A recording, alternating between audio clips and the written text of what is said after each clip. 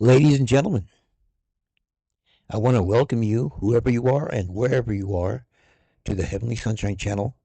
If you haven't been here before, I hope you stick around. This channel is all about studying God's Word, the Holy Bible, and the best version of that Word that we have today being the King James Version of the Holy Scriptures, a compilation of 66 books written during a span of over 3,000 years. But nevertheless, there are other versions that are also worthy, but the King James Version seems to be the most accurate. The problem most people have, including myself, with the King James Version is that it's written in King James English, and many of the words have changed. In fact, some of the words actually have the opposite meaning that they had at the time of King James in 1611 than that they have today. So, but as far as accuracy to the original text, it is one of the most accurate. There are other versions that are extremely accurate too. So, I've kind of modified my position. I used to be a King James only Bible teacher, but I'm no longer that. I recognize that there are uh, other translations. I don't like to use the word versions because the truth doesn't have there's no version of the truth. It's either the truth or it isn't the truth. So I use the word translation. Okay. There are many translations, and many Bible scholars, much more learned than me, argue that they are even more accurate than the King James.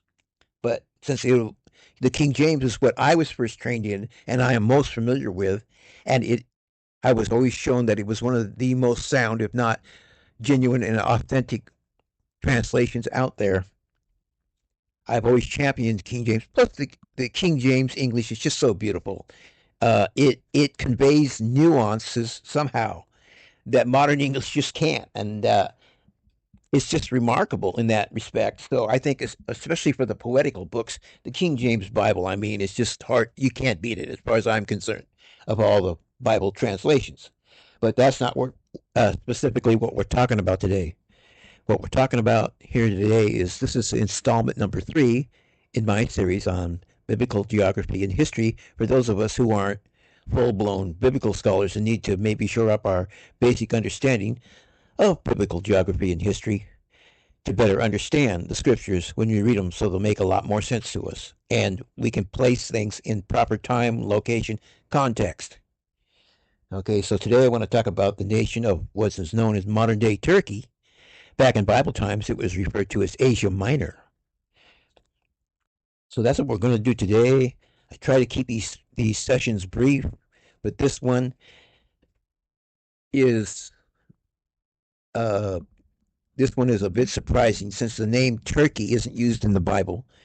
You have to do some digging and extrapolation, and so it might be a little bit more involved than a little lengthier than I might like. But I think it's necessary since Turkey, evidence suggests, Turkey may be the oldest nation on earth. And as I said, it was referred to as Asia Minor. The Garden of Eden may have been located in Turkey. The Ark, Noah's Ark, came to rest on the mountains of Ararat, in Turkey. The Apostle Paul and the early Christians evangelized Turkey and established many churches, including the 7 churches mentioned in the book of Revelation, all of them located in Turkey, if I'm not mistaken. Okay. Um, Now, the original church, I think, was in New Testament times, the gospel went out first from Jerusalem, but the churches mentioned in the book of Revelation, Ephesus, Philadelphia, Sardis, and so on, these are all or were all located in what is known as modern day Turkey. Also, the lines between Turkey and Greece and surrounding countries have gone back, have changed many times since the days of the Old Testament, um, furthering adding to the obscurity of what we're trying to learn here. So I'm trying to avoid confusion, add some clarity. Hopefully, I'm not adding to the confusion. So let's dive in, shall we? And we'll bring out some basic facts about Turkey and its relationship to the Word of God.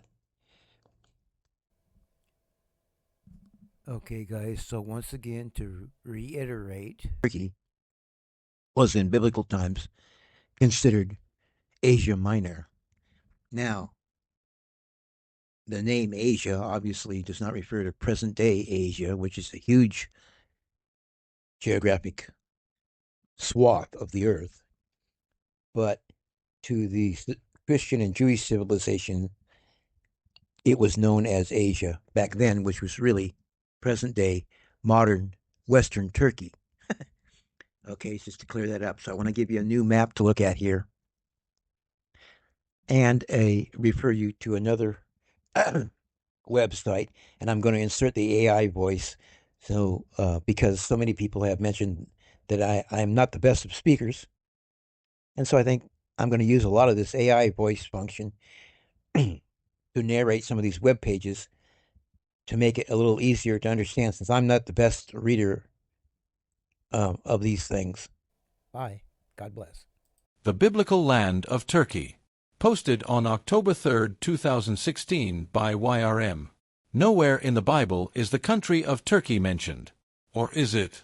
Incredibly, the land that is now Turkey was the location for many of the people and events in biblical history. Turkey, as a nation by that name, only came into existence in 1920, just after World War I with the fall of the Ottoman Empire. This land is where the Tigris and Euphrates rivers begin and was a key crossroad in the ancient world. The land that is now Turkey was at the heart of human civilization, trade, and consequently, biblical history. Much of modern Turkey once belonged to Greece, but this information is not always readily apparent and is a source of confusion even to the most seasoned biblical students and scholars. In actuality, many of the familiar stories in the Old Testament took place in what is now Turkey, and the major portion of the New Testament was either written on Turkish soil or to believers living in Turkey, not the country of Greece as we know of today. In fact, there are arguably more Greek, Roman, and Christian ruins in Turkey than in either Greece or Italy. Colorful and diverse, the biblical land of Turkey is an enthralling land. The Hittites, Persians, Greeks, Romans, Byzantines, and Ottomans, along with lesser-known cultures, invaded, conquered, flourished, and left the ruins of their once mighty empires for us to behold with curiosity and awe. A cradle of civilization, the traces of mankind's religious journey throughout history are evident in the pagan temples, Christian basilicas, and Muslim mosques that are scattered everywhere throughout the cities and countryside. While Ankara is the capital of Turkey, Istanbul is the largest city with approximately 15 million people. Once known as Constantinople, Istanbul lies partially in Europe and partially in Asia. A city of stark contrasts where East meets West, modern and ancient exist in a harmonious, exotic blend. Lavish sultans' palaces vie for attention with ancient Byzantine basilicas or underground Roman cisterns.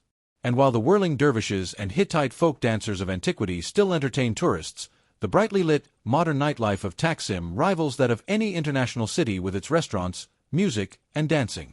Women sporting the latest European hairstyles and fashions stroll down the boulevards or narrow, stone passageways next to women wearing long dresses and colorful scarves or, more rarely, others attired from head to toe in black burqas with face veils.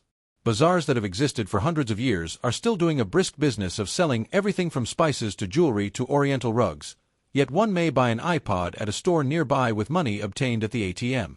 And though the thick, sweet Turkish coffee is readily available, tea is hospitably offered everywhere, especially to tourists shopping for souvenirs. Traveling down the Aegean coast from Istanbul in northwest Turkey to the Datka Peninsula where the Aegean meets the Mediterranean in the southwest, one first comes upon the cemeteries of Gallipoli, the site of the famous World War I battle. These cemeteries stand as silent monuments to clashes between cultures and ideologies down through the ages. An additional hour's drive south reveals the ruins of Troy, location of Homer's epic Iliad where Trojans and Greeks fought over the beautiful Helen. All along the way ancient olive groves, some having trees as old as 2,000 years, cover the mountains and hillsides for hundreds of miles, flanking fields of wild red poppies that delightfully litter the valleys with their breathtaking beauty. Further down the coast, the ruins of a temple to the pagan goddess Athena appear on top of a cliff overlooking the small fishing village of Assos. The ancient philosopher Aristotle lived and taught there during the 3rd century BCE, and the Apostle Paul walked to Assos from Troas, Troy, on his third missionary journey, Acts 20 verses 13 and 14.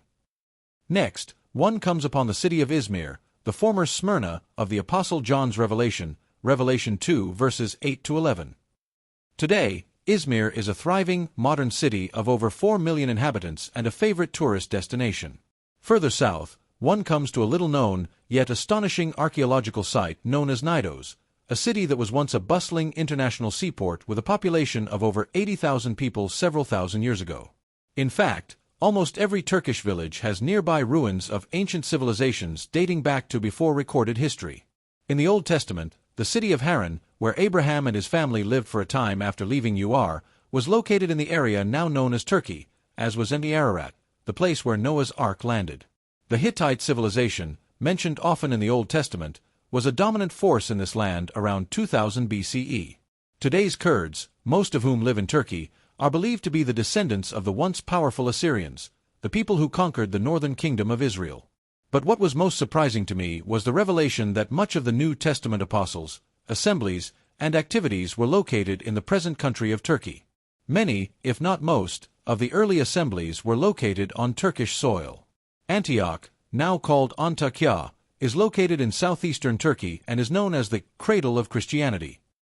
Once part of the Roman province of Syria, Antioch is said to have been the second most important city to the early assembly, the first being Jerusalem, and was the place to which many fled in the persecution that followed the stoning of Stephen.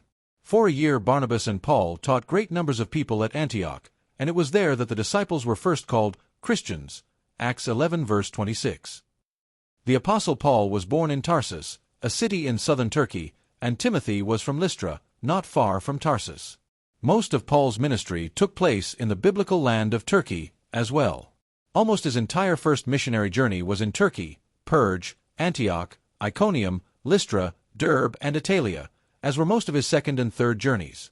Paul wrote his epistles to the Galatians, Ephesians, and Colossians, all assemblies in Turkey. He preached at Perge, Troas, Assos, Ephesus, and many other cities there. The Apostle Peter wrote his first epistle to believers scattered throughout the Turkish provinces of Pontus, Galatia, Cappadocia, Asia, and Bithynia. After Yahshua's death, tradition states that the Apostle John took Yahshua's mother, Mary, with him from Jerusalem to Ephesus, where he headed the assembly established there. Today the ruins of St. John's Basilica can be seen at Selçuk, a town near Ephesus.